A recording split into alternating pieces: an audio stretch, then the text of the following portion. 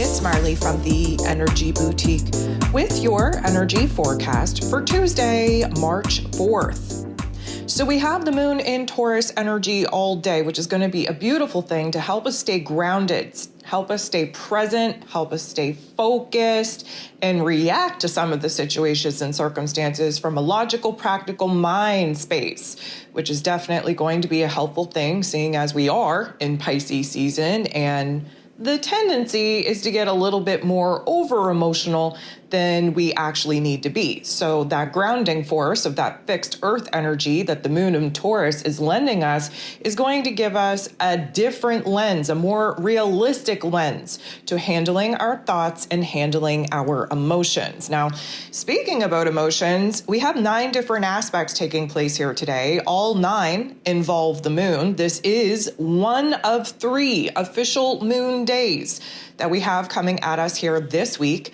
A moon day is a day for emotional refinement and realignment, and that is a beautiful thing, especially seeing as, of course, we love when Taurus energy and Pisces energy works together. Not only do we stay in a logical, practical, grounded, emotional point to kind of handle the topics and themes coming at us, but whatever it is that we're dreaming about, whatever it is that we can visualize in our mind's eye, the Pisces energy, we're able to actually apply logic and practicality, structure on how we're going to bring it to life through the Taurus energy.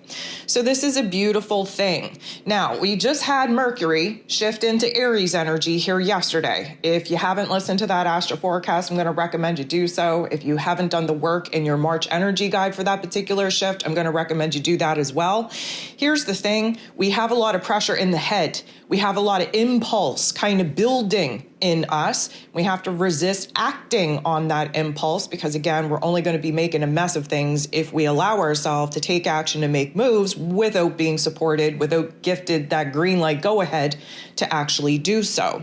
We just have to kind of stay in the present moment here today. We have to be very aware of what's going on in our head space, in our heart space, and in our physical realms. And we have to do the best that we can to stay in alignment. So with that being said, the moon in Taurus semi-squares the north node in Pisces right out of the gate. And of course, a semi-square doesn't feel good. It highlights a little bit of tension, a little bit of conflict. The reason why we're getting this energy right away is because the moon in Taurus really wants to be present, really wants to stay in this present moment. And of course, that north node wants us to think about the future, wants us to think about the path, the direction in which we're walking. But in some cases, thinking too far ahead or too far into the past, going to put us in a very difficult situation. The moon in Taurus does not appreciate going too far into the future or into the past. We have to ground, we have to anchor, we have to be present in the here and now. The moon is then going to semi-sextile Jupiter. Jupiter is the planet of growth, expansion, beliefs, abundance, and blessings. Jupiter is in Gemini energy, again, magnifying the thoughts, the ideas that we have, the information, the wisdom, the knowledge that we have in us already that now we're going to grow and expand upon. We want to kind of integrate it. We want to take action upon it. We want to put it into use. And that is a beautiful thing. And of course, the moon interacting with Jupiter in this way is going to ground us and anchor us so that we don't bite off more than we can chew, that we don't conjure up such a great big goal, vision, and dream for ourselves that we get overwhelmed and therefore put our own damn selves in a state of paralysis. So again, we have this grounded, anchored nature of the moon in Taurus, allowing us to get excited about some of the ideas that we are looking to integrate, looking to take action upon, but without the stress, without the responsibility, the accountability of having to do those things now. The moon in Taurus energy going to semi-square, create a little bit of tension and conflict with Neptune in Pisces energy.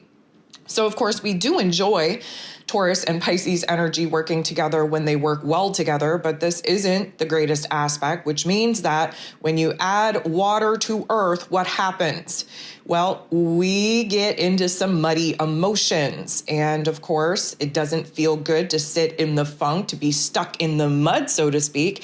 However, The Neptune in Pisces energy, again, has us overwhelmed with emotion, with ideas, with inspiration, with intuitive insights, with confusion, with fog. And the moon in Taurus energy, because we're trying to stay present, because we're trying to not be overwhelmed, again, emotionally speaking, we just feel this flood of emotion, this flood of just pressure building within us, thinking about what we want, need, and desire, thinking about what we have to do to get it, thinking about what we actually have to detach, close the door, and provide an ending and a closure to before we can even enjoy this new goal, vision, and dream. And all of that is just too much. The moon in Taurus does not enjoy it. We get overwhelmed, oversaturated with ideas and emotions and inspirations, so much so that, again, we tend to want to run and hide. We tend to want to escape. That is very much that Pisces energy. We get overwhelmed, overstimulated, and then we totally shut down. The moon in Taurus is then going to sextile, which is a beautiful interaction, with the sun in Pisces. So this is what I'm talking about. When we have Pisces and Taurus energy working well together, there's going to be a growth, right? When you water earth and it's in a balanced way, something is going to grow. We're nurturing the soil. We're nurturing whatever is kind of popping off underneath the soil that we can't see. And we are nurturing and nourishing this particular idea, this emotion, this thought, whatever the case may be. We are watching it grow within us. Now, anytime that the sun and the moon are coming together, there's going to be a pop-off. There's going to be an aha moment. There's going to be an epiphany. There's going to be a new level of awareness of what we want, need, and desire, and what we have to do to actually get it. Lucky for us, this is a sextile, so this is a gentle growth, a gentle ease, a gentle nudge in the right direction.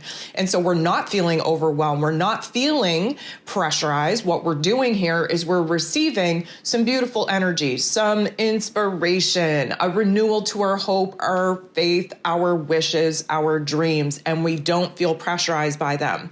And so again, when we're in this type of situation, we can actually watch something grow within us.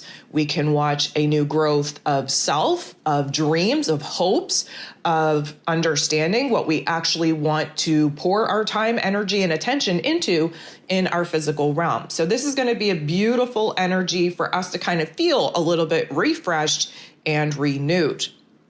It's taking place at a perfect time because we then have the moon in Taurus semi-squaring, again, creating a little bit of tension and conflict with Mercury.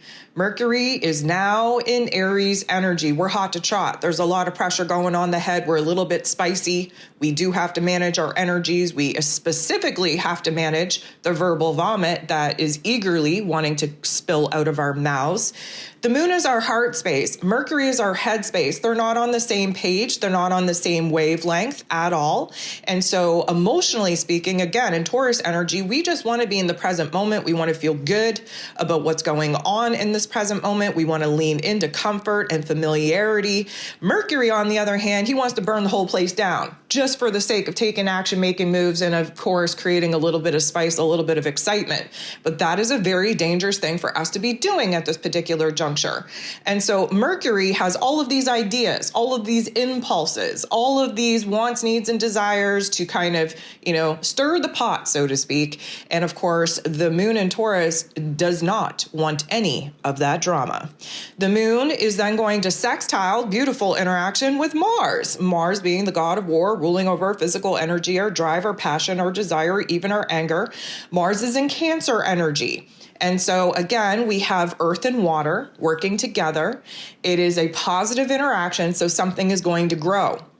Where Mars is concerned, this is us kind of cultivating that fire, spark, flame within us. We're getting motivated. We're getting hell-bent, damn well and determined to kind of hone in on what needs to be done. We are strategizing a very well-oiled plan in our mind, in our heart space. We're getting in agreement so that when the heart and head is in alignment and we're gifted with an opportunity to take action, to take moves, we're going to be ready to do so.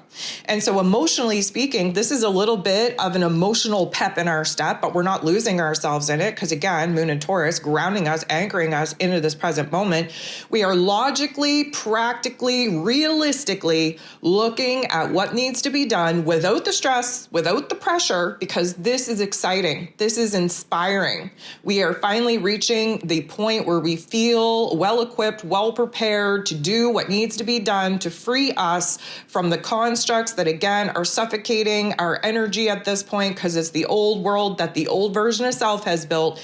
And we're eager beaver on what it is that we could potentially be moving into. So this is, again, building the energy needed in our inner realm to stay the course, especially when we start taking action and making moves, because we are going to face our very first set of obstacles and challenges. And we need to have a very high level of motivation, inspiration, determination to not allow those blockages and challenges to deter us from moving on and moving forward. The moon in Taurus is then going to make a beautiful interaction with Chiron, the wounded healer. So this is a perfect energy for us to be seeing ourselves through this new, beautiful lens. We're seeing our strengths.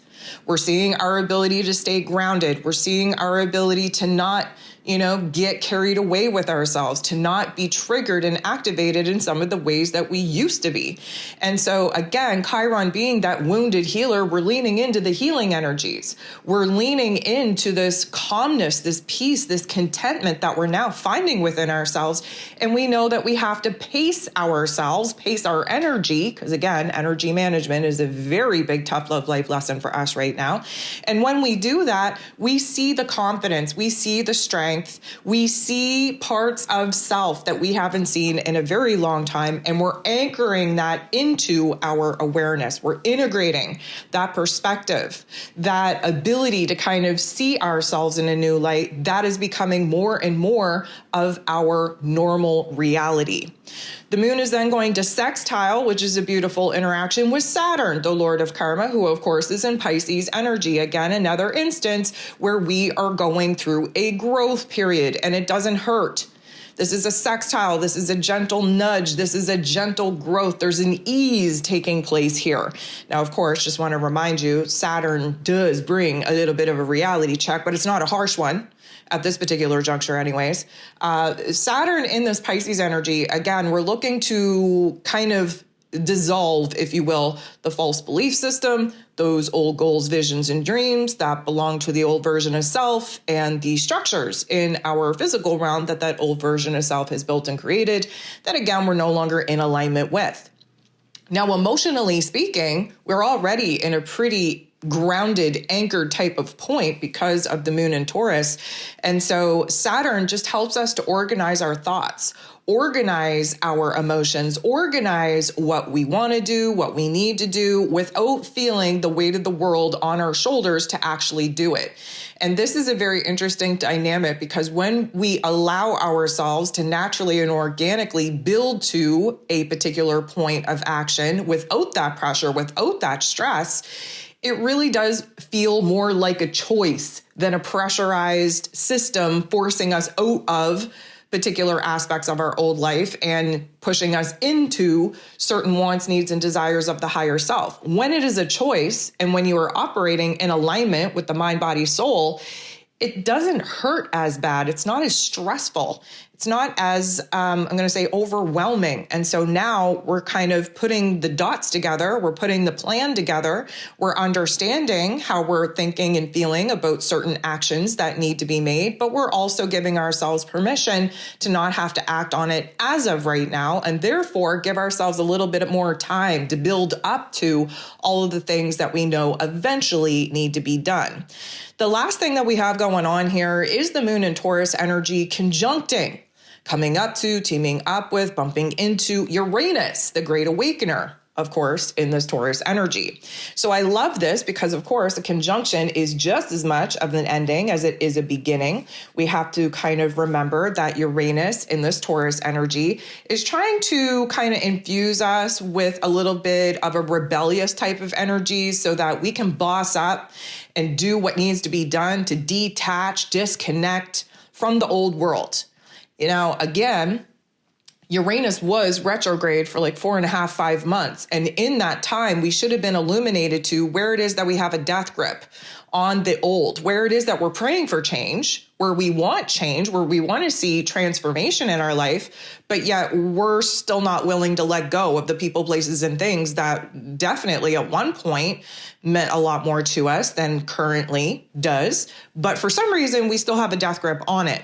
So Uranus is trying to shake things up, destabilize us enough that we're willing to let go of whatever it is that we're desperately holding on to. So the ending that I see kind of taking place here is the resistance to change that we have been all sitting in. Even though we're praying for change, we're scared to death for what's going to come around the corner.